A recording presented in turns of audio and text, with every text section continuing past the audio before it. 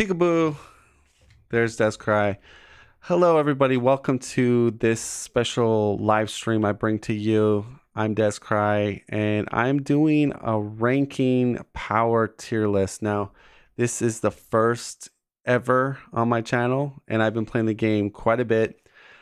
But this is more catered towards the villains, and this is on expert and who I think deserves to be in which tier list based on just power level. Now, when I say power level, I'm talking about the villain having a chance to beat the hero or heroes. And there's a little bit of math and just playing them enough to know how deadly they could be or what combinations. Now, it's obviously going to, I don't know if I'm going to just stick with recommended modular for all the villains. I might change my ranking if you throw this modular in, but then, you know, you can make a lot of villains a lot more tougher by changing modulars. So I think we'll just stick it with recommended. That way it's a little bit more, you know, easier to kind of put them in the categories. And then there's also campaign and non-campaign. So I believe they do, it does increase in difficulty depending on if you're playing campaign or non-campaign. For instance, Red Skull in campaign is easier than playing him outside of campaign. And then Ronan is harder playing him in campaign. So yeah, it's interesting. But we're going to jump into this. And I do have my chat up that I can see your guys' messages. So let me know if you're feeling it. Again, this is going to be my first one. Why am I doing this? Well, obviously, I want to get more subscribers. No, but I have hit a snag recently. We're not really getting growth on this channel with Marvel Champions. So hopefully, if you like this content or you like my side of things with this game, definitely like and subscribe. Help me grow the channel because then I can put more into it and more videos and do what you guys want me to do. So we're going to jump into our tier list. If I can get to it. Okay, there we go. So here we are. And I don't know if I'll zoom it. I'll zoom in a little bit more.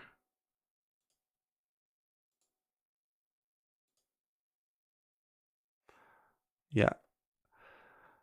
Okay, so again, this is basically, does it say the name of my tier list? Marvel Champions Expert Villain Power Tier List, and this is January 2023. Okay, so S tier is the hardest, the most scariest to be, you know, almost like afraid of boogeyman type. That is reserved for S tier. Now, obviously, I guess we'll just throw in the elephant in the room, Ronan. Oh, I guess his head got chopped off a bit here. Why is that? I guess my cards, yeah, I don't know why Ronan got chopped off, but everyone knows that's Ronan. Why is he in the bad list here or the S tier list? He is one of the hardest hitting villains in the entire game. This dude can gib you. He can swing for, I'm not joking, sometimes in the double digits. So we're talking 11, 12, 13. I've seen him do 14 damage. And he, and this is just, again, this is expert. This is not even expert 2 where you get additional boost cards. It's because his kit is just off the hook. You know, he's got fanaticism that can stack, and he has 2 of them. He can he has overkill, like he can ignore piercing. He has lots of activations. Now, contrary to belief, the Milano is actually your saving grace. Now, a lot of people are like, oh, we get an extra encounter card. It's not really a saving grace. Well, think about it. You have a potential of a treachery cancellation, right? So say you get 2 encounter cards. One of them is Shadows of the Past. You can cancel that. So I actually think the Milano is a positive for the players. I don't know if everybody I played Ronan enough. I've beaten Ronan. If you check my channel, I've beaten him on expert, even with Hulk. Standard 2, expert 1, Hulk, we beat him. We beat him with control heroes. We beat him with leadership, allies, rushing, all that. So I can say with a lot of experience here, yeah, he does deserve to be S tier. But if you play him enough, there are certain strategies you can do to minimize some of his strengths. You can beat Ronan, okay? He is hard to control. He is hard to... I don't think I would put him in, like, in solo, you can rush him. It's possible. You can rush him with really strong heroes like a good aggression type heroes like Valkyrie, Hulk, probably Captain America, Captain Marvel, any hero with good economy that has good damage in their deck. Yeah, you could take him out turn 3, turn 4. It's possible. And I've done it in my videos. But yeah, I don't think we need to talk too much about Ronan, but I feel like I need to kind of, give him a really good mention here and why he is in the S tier. So I think, is there anything else I need to, go in with Ronan? I don't think so. I think a lot of people have played him, and a lot of people never again. I am the type of player that I like challenge. I love that he's in this list. I respect him for a villain, but again, if you play him enough, I feel like people would, I wouldn't say drop him down to A, but I wouldn't classify him as the very, be all end all villain in the game. But yeah, he is the hardest hitting villain by far in the game. He can do those double digit numbers, and he has lots of answers to your tech. So tough and chump blocking. So again, it's all about knowing, looking in the discard, knowing what he's got in, looking at your options. How can you deal with this? That's how you want to go about defeating Ronan. Let's do Klaw. So I would say Klaw falls in under... I would... it's between B and C. I'll put him in B. So B is probably... Okay, to make this sense, D is very low in the power ranking. They have little to no chance of beating anyone that remotely knows how to play the game. And this is on expert too. So that's really low. C is, I would say average. B is a little bit above average. Okay. But yeah, I would put Klaw in the B tier. I think he is an above average villain. The thing is, if certain modulars that add boost abilities, he could even go up to A, right? Because he gets double boost cards on attacks. And that's his main gimmick.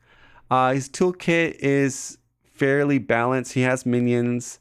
His main scheme is, is putting out minions.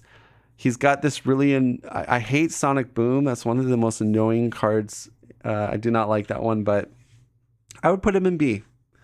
I think B tier is fair for him. He is a pretty challenging opponent. I think that if you can if you're a new player, you beat Expert Klaw. That is like your ticket of, okay, you're able to handle expert mode. That's a good kind of gauge of whether or not are you ready for expert mode. Beat Klaw and expert, and that's kind of like your Willy Wonka golden ticket. It's like, okay, you got some respect, because he's sort of above average, but not like, danger room level.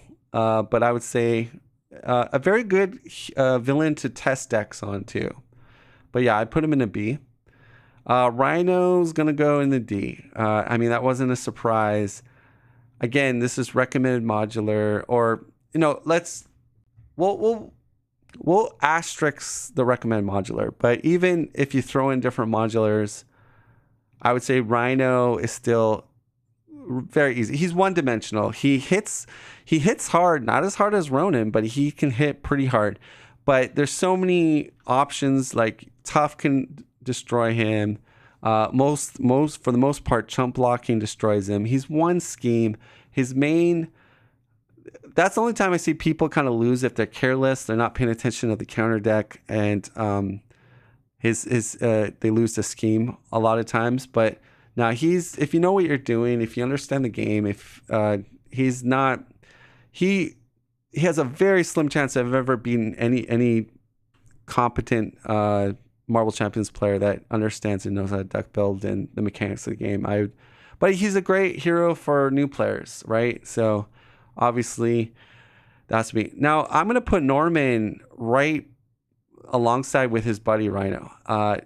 Risky Business it's a very interesting villain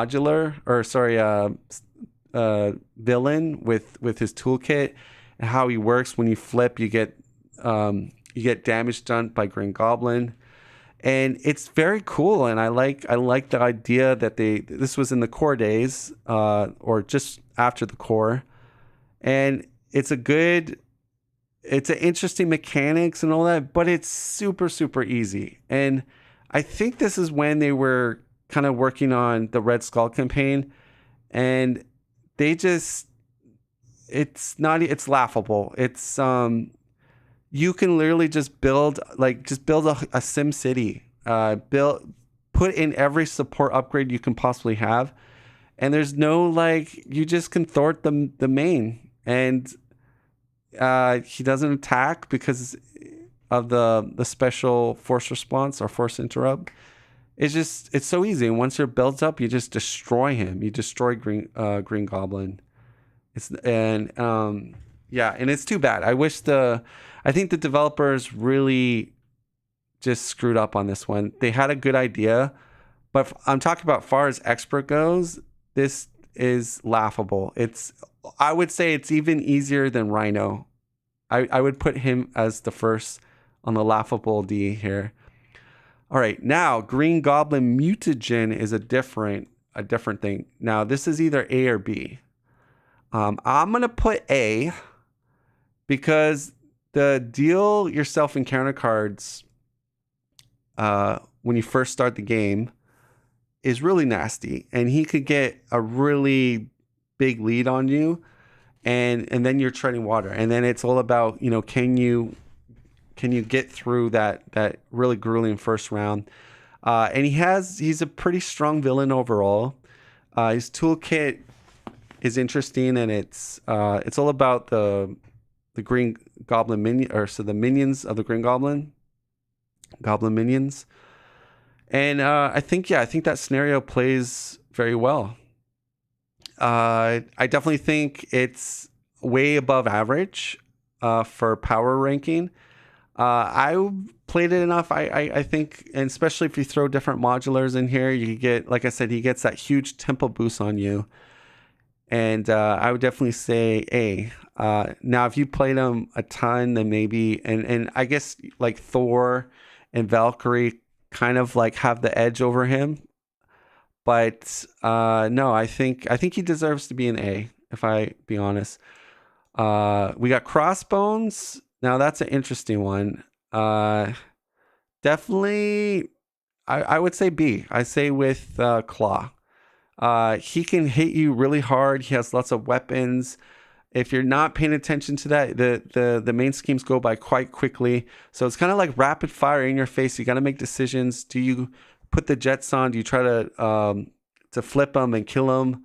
Or do you try to control him? He's on the harder side of control, though. It can be done if you have a Justice player to throw a van on. And Stun and Confuse obviously works really well. But yeah, I would say he's above average. Absorbing Man is going to go in the laughable D. Again, now, in the campaign, I guess it kind of makes sense because somebody told me, it's like a filler. It's like you catch your breath, you face someone, to beat up on, but it's not like you're not sweating or whatever. But now he's very laughable. The counter system was a really cool idea. It's very new. Nothing's ever been like that. But it's just the payoff for the counter system is so weak. Like, it's not threatening to the players that much at all. And maybe if they could have made it a little more threatening, he could bump up a bit. But no, he's in the laughable D. And that's my final word. Definitely, you cannot tell me that A Sorry Man deserves to be in C of average villain. No. And none of these heroes, I mean, if we're going to put someone in average, I would rather put Rhino, but no, below average, way down there, laughable. You know, even my 3-year-old could be these 3 villains. Well, you know, maybe not Rhino, right? Rhino is almost at average, almost, but no. Yeah, he's like on the line here, basically. So easiest, Norman, second, and then Rhino. All right, Taskmaster. So power level for Taskmaster. Let me just. So this might shock people, but I'm gonna say average, and I'll explain why. Because you can, if you have a Justice player, you can do one way or another and grab the captive side scheme. You get no negative repercussions. If you throw it off, you also get an ally that's really powerful. So I think in that self, that really like if it wasn't so benefiting to the player, I would probably put him in B. But because you get this huge advantage by doing stuff like that, and he's really cool. I like how he's targeting the heroes, and it's very thematic. But I just feel like it's easy mode. Like it really brings him down a notch. So I'm going to put him in average because of that. Zola is going to go above average. Again, if you put in some hard modulars like the Sinister Six, that would probably bump him up to A. But like for recommended and most modulars, I think again he's above average villain in power ranking. But again, if you put him with harder minion modulars, definitely I would bring him up to A. But it's gonna be B. All right, so Red Skull, we're gonna go to A. Now, if you play him in campaign, he drops to B. Okay, but for the sake of what we're doing here, he's gonna drop an A. And again, if you put in some like really hard like Legions of Hydra, he then goes to S tier. Okay, so it's interesting. Like I'm trying to do this the best I can, but like you can see how some of the villains can go up a tier list here based on the modulars. But yeah, I would say he's a good A, probably ahead of Green Goblin. But again, if you put him into campaign mode, because okay, you might be asking why Descry when you put Red Skull into campaign mode, why would you drop him down? Because in Red Skull campaign, they made it way too easy and they got a lot of crap about it, and then they made the next one way too hard. So you get these like upgrades in the campaign, and they're ridiculous. They're like it's so OP. Like you'll get like a plus Thor, and when you defeat a side scheme or remove, I think it's like remove to 0, you draw a card. Or if you defend, you get +1 defense upgrade. If you defend, draw a card. If you kill something, +1 attack, draw a card. Those are huge, especially for the ready character. So it actually makes them in the campaign so much weaker. But anyways, we put them in A. All right, Wrecking Crew, I'm going to put in the easy category. I'm sorry. I don't play it. I don't think I even played it on my stream, but it's a lot of setup. And it's just them. I don't know. I don't think I've ever lost a game in Wrecking Crew, and this is on expert. So I just think, again, I think this is the time, again, when they were making, I think, Red Skull, or that was in development. And I think Fantasy Flight just, I guess, I don't know, they got maybe scared. They were making the game a little too hard, and they made Norman way too easy. And Red Skull, they got some bad feedback that was too easy. So again, I think that was just the times at that time. These all were kind of came out during maybe in the development very close by. So yeah, just laughable D. I would probably move it near the back because, I wouldn't say it's, easier than these three, but it's definitely in the laughable D. Drang is going to go into B. Drang's going to go into B.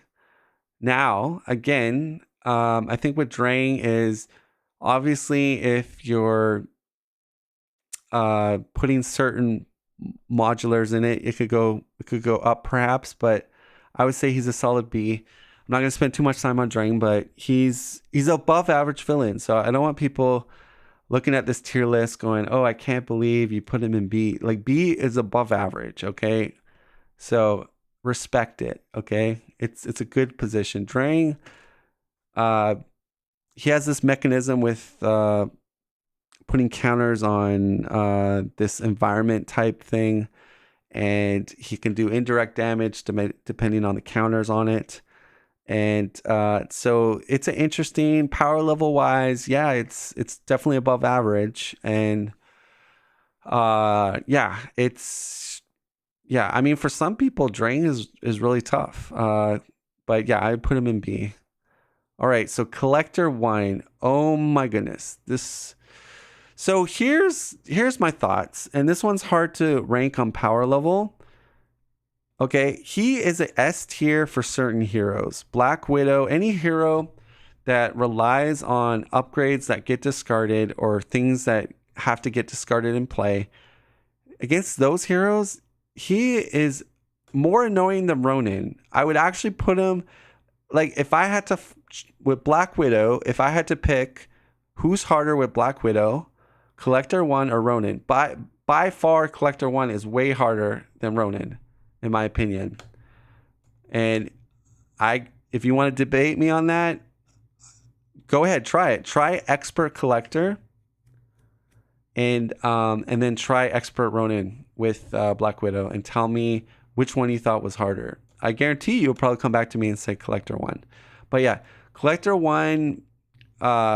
Now, for certain heroes that don't require like discards on their play area, like upgrades and whatnot, he could go down to a B. So it's very interesting villain, but we're gonna put him in the A tier because if I had to balance it all out, so he is definitely, I would say, it, like I said, depends upon the hero. Maybe in between, like here, I would say.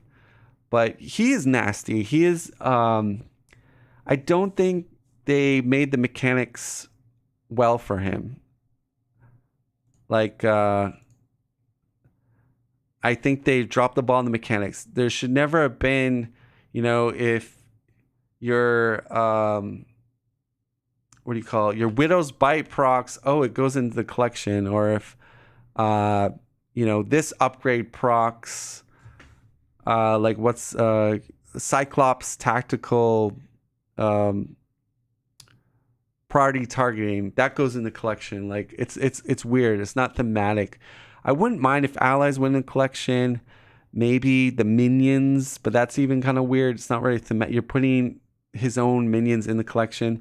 So I think it would have made more sense if they would have left it with allies in the collection, or if like a support goes in because supports are generally like on the playmat, and they don't really leave the playmat unless they get targeted by something that targets them. But I think that would have been way better. It would have still been difficult, and at least you could play like Black Widow and other heroes that require a lot of things to be on the table and discarded. All right, Collector, Escape the Collector, I would say average. Yeah. Because there's like, if you know what you're doing, if you build the deck to have a ton of thwart and some control, I don't feel like he can get scary if you can't escape quickly. Okay, I give people that. But if you know what you're doing, again, I think he's average. And average isn't, I wouldn't say it's like super terrible, but like, and I'd probably put him above Taskmaster. Yeah. No. Easiest is, okay, so how it works. Yeah, like best, really, really good, above average, average, and laughable D. And starting with the first card is like the strongest on the list. So, yeah, he would go before the collector.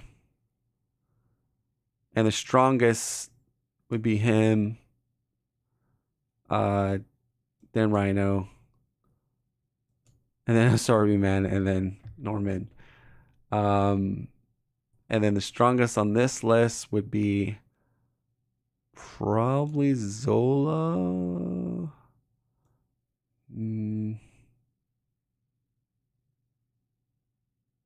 Maybe Drang. Or actually, I don't know. It's a tough one. Klaw, I think, could probably be a little bit, below the list. Yeah. Okay. So there we go. Okay. So now we got Nebula. She is going to go definitely between these two. Oh, gosh, this is tough. She's definitely above average. But does she make the A list? I think she does. All right. So I think with Nebula, she has a little bit of RNG. She can go into Surge Fest. If she gets some of those upgrades, techniques, she can be very, very deadly and annoying. And then she's speeding away. There's a lot of pressures, not a whole lot of time to build. It's very hard to kind of flat out control her because she has cards that can surge and add counters to the escape ship. So I think she deserves to be an A. She is very difficult. But again, this is how things are. Now, Ebony Maw's going to go above average, and we'll put him second on the list. And he can just be really nasty. Although his weakness is he can get stunned and confused. But he also does a lot of statuses. Now, at this point in the game, January 2023, we have a lot of ways to control or mitigate statuses. You got Night Nurse. You got the card that I forget what it's called. The one that you have to have 14 hit points, and if you have 14 printed hit points or more, you can play it. Unshakable, is it? I think. There's and there's a lot of zero costs like either thwart or attack cards now. So there's ways to kind of get rid of the statuses. There's for Asgard, the heal card that can remove a status. So I think it's not as scary, but I would say Ebony Maw deserves to be above average. All right, the tower defense villains is going to go average. I didn't find them very hard at all. And I don't think I need to elaborate too much about it, but I don't know. The scenario, I've never really lost that scenario, and I've played it a lot of times, but I came close to losing a few times. All right. Thanos is going to go. Now, he's a really tough. He's definitely, if I had to put him in A, he'd be at the very top of A list. I don't think he deserves an S tier because I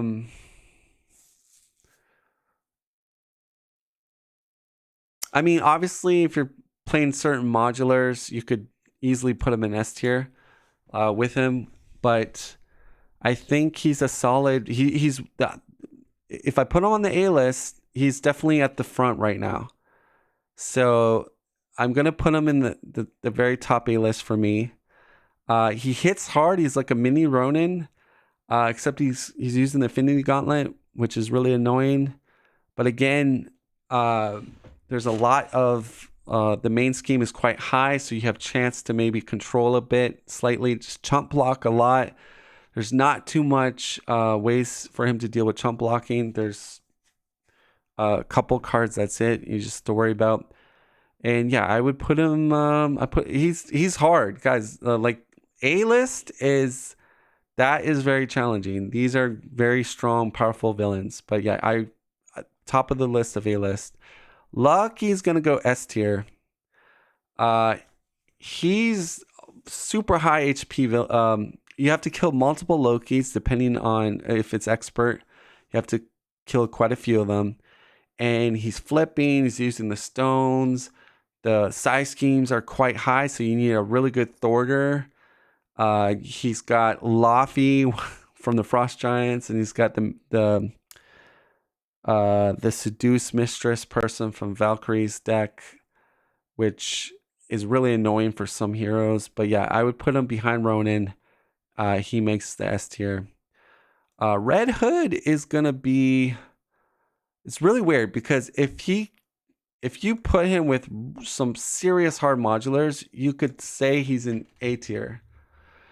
But the fact that he has so little HP, it's very easy to rush him. So I'm going to put him at the top of B tier, and he'll be at the top, above average fill-in power ranking from Descry.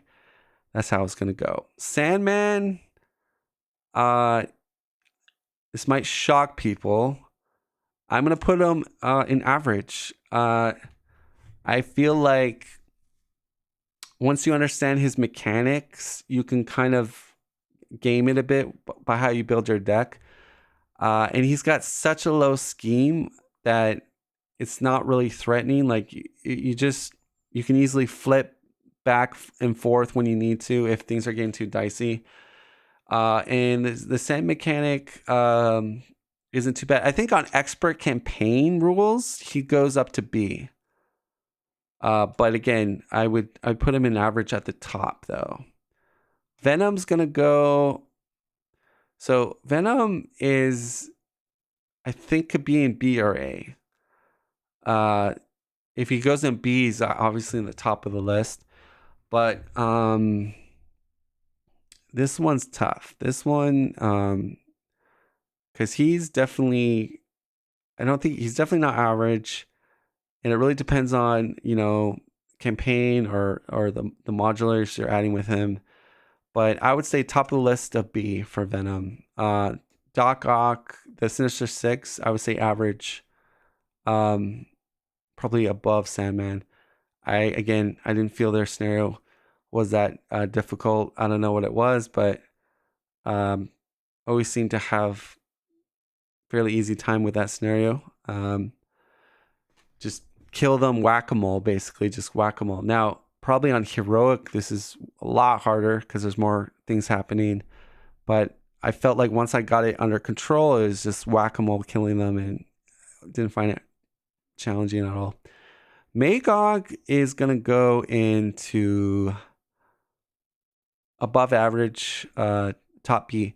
Once you have to deck build for him, you want to deck build with tough, deck build with protection, because you can avoid a lot of damage, or stay in altar a lot. He's only one scheme, so a Justice player with a Van can, really hone on to that. But he definitely doesn't deserve to be an average. He's maybe put him behind Red Hood, somewhere in this range, I would say. Venom Goblin, S tier. It's going to... Now, for me, I actually put him ahead of Ronan. Now, that might shock some people. But yeah, problem solver. That is the answer if you want to beat Venom Goblin and do it consistently. Or Overwatch and Solo. Those are the key cards. Fortunately, yes, you need a Justice player if you want to beat Venom Goblin. You could probably do it in another aspect, but it's going to be extremely hard. Because you need to be able to thwart, and Justice has the answers, and they have the cards that I just mentioned. But yeah, he's really, he definitely deserves a power. There's a lot of RNG, but especially throwing different modulars, his advanced glider on the recommended is nasty, and that can really hurt some team hero compositions if they don't have those 3 attack cost cards. But he's definitely he beats Ronan. Definitely the hardest. And then we've got Sabretooth. I would say is above average, and I'd put him, yeah, probably above Venom. And it's more protecting Senator Kelly, which is like more of why he's tough. It's not like Sabretooth himself, but more of like you have to protect him from him eating Senator Kelly. And let's do Toad. This is the Sinister Six. I'm gonna put them. I say average. I didn't find it that hard at all. I don't know. It was weird. I played that scenario quite a bit, and it didn't really throw me for the loop. Pretty much just dealt with them. And it wasn't just 1 or 2 times. I've played it maybe 4 times. And now Sentinels would definitely go in the above average. Sentinel, more with the scenario that's difficult. But I like how they did this more than Collector 1. This is what Collector 1 should have been. This is what, as far as frustration goes, I thought it was reasonable. But yeah, definitely harder than the hardest so far. Master Mold almost made the D list, but we're going to just put him way back in the average.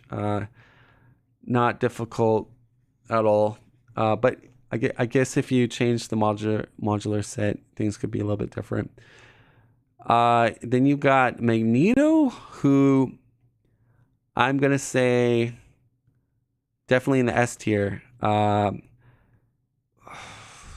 almost want to put him above Venom Goblin. But because he can get kind of stunned and confused, we're going to put him in between Ronan and Venom Goblin.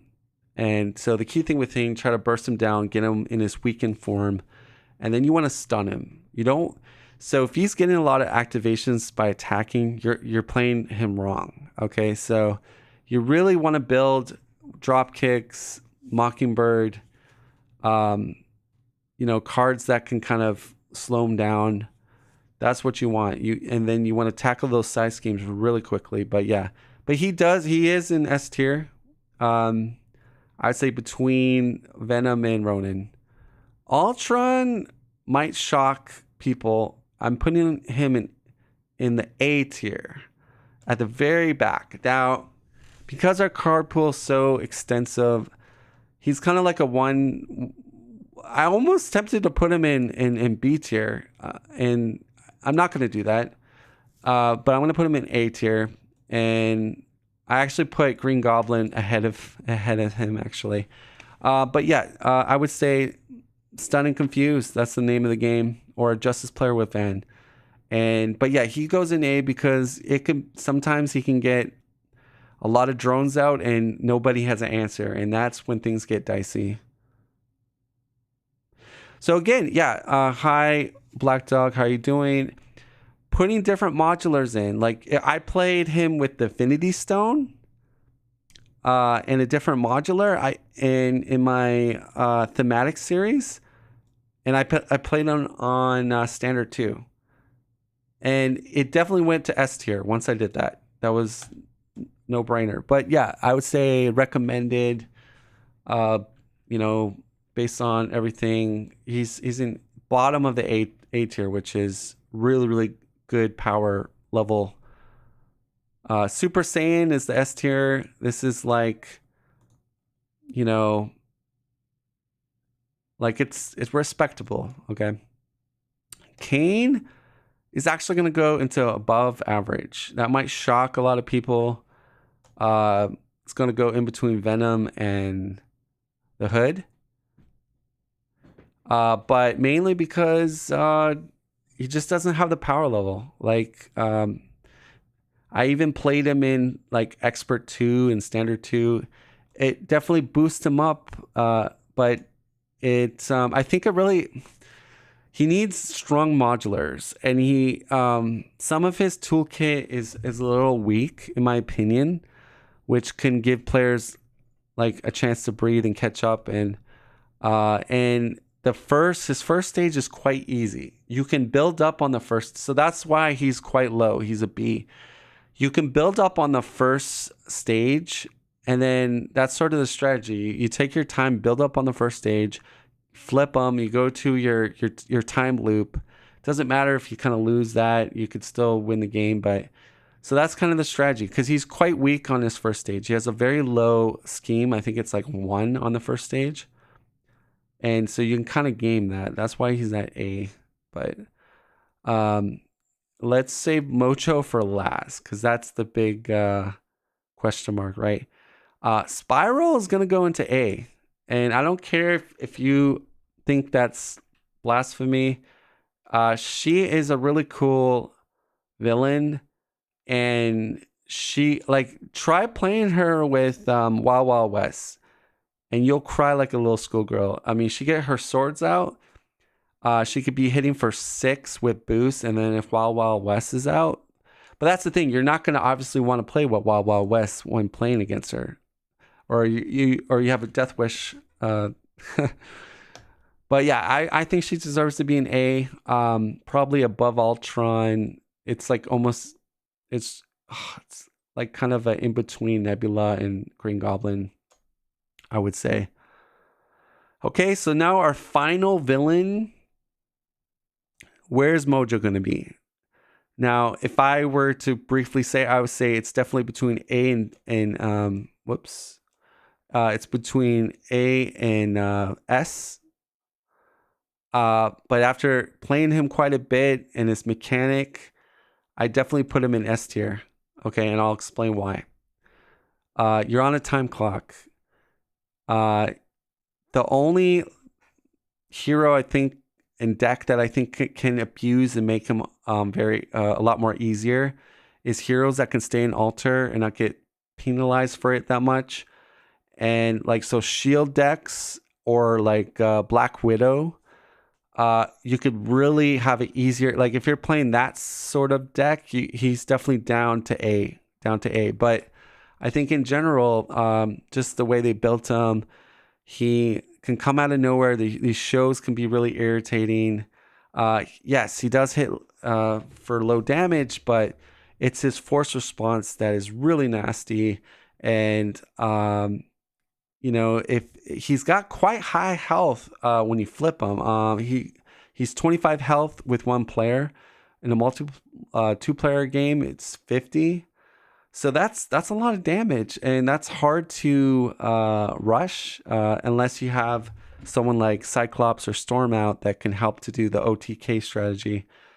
But yeah, he definitely will go up there. I would put him actually in between Loki and Ronan. And all right, so this is Descry's official January 2023 Marvel Champions villain tier list. And it goes from the starting card, the very best, and then down the chain. So in S tier we have, well, let's start with Laughable D. So the strongest out of Laughable D would be the Wrecking Crew, followed by Rhino, Azari Man, and then lastly Norman Osborn. Josh, you came by to get a popsicle. Here you go. Garbage. Thank you. Oh man, that's cold. So Laughable D, this is what we're looking at. Now, this is villains that even your 2-year-old or 3-year-old could beat. You could build any deck. You could probably build the worst. I would love to try this with somebody. Build the worst possible deck in the world. Like, make it not synergize with itself whatsoever, like almost like dead cards, and see if people can beat these villains. Like, so give like the worst possible deck you can make for a hero, and see if it's still super easy. I mean, I think Rhino, again, yes, Rhino is in Laughable D, but it's again, he should be. He's your entry-level villain. So that's the expert. Weakest link. They're the last person to be picked in gym class, basically. Nobody wants to pick these people. Yeah. So feel bad for them. That's how it is. All right. So going into our average villain power list here, you got at the very top.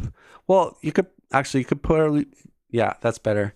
The Sinister Six one, that villain group will be at the very top, followed by the mutant one, and then you've got Sandman, Escape the Collector, Taskmaster, the Tower Defense one, and Master Mold. And Master Mold is barely hanging in there. Barely. Like, he's like hovering over this line. That's how it goes. Going to above average villain and power ranking by Des Cry for expert. It's going to be Sentinel, Sabretooth,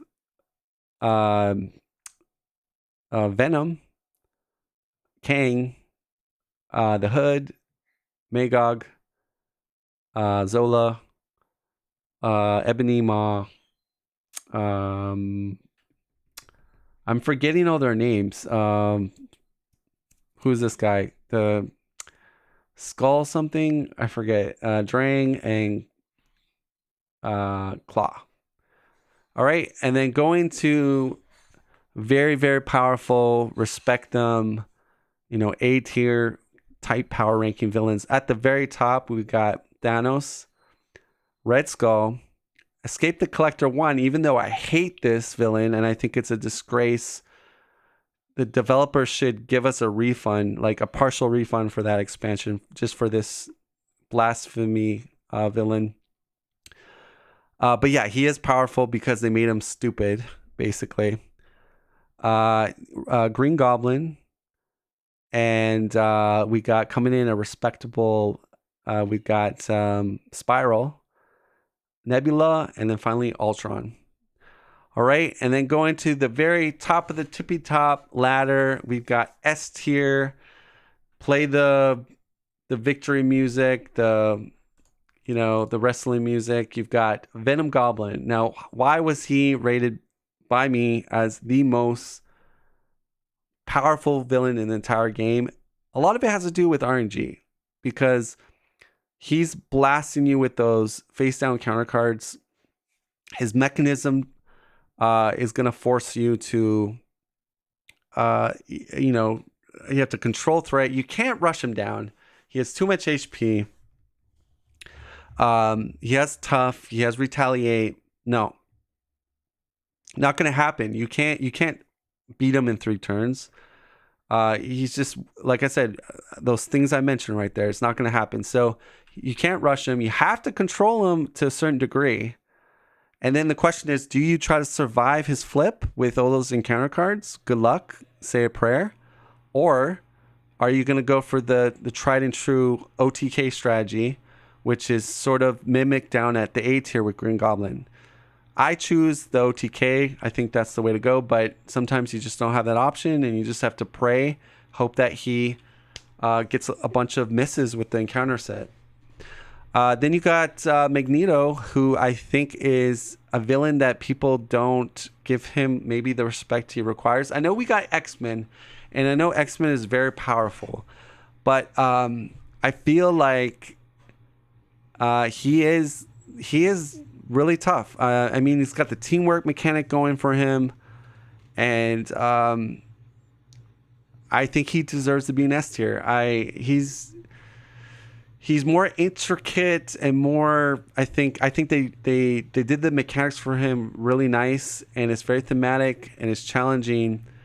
I think the wording. I think people are getting confused on how the minute counter goes down though, and I did a video how I think based on the rule set how it should work.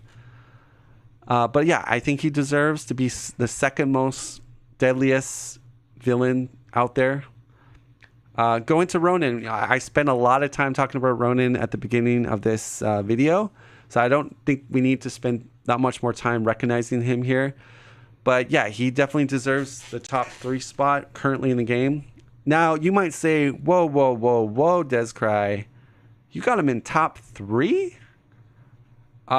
It's because I played him a lot, and I understand him so well at this point, and I mean, he's still S tier. This guy is, you beat him, you deserve a pat on the back.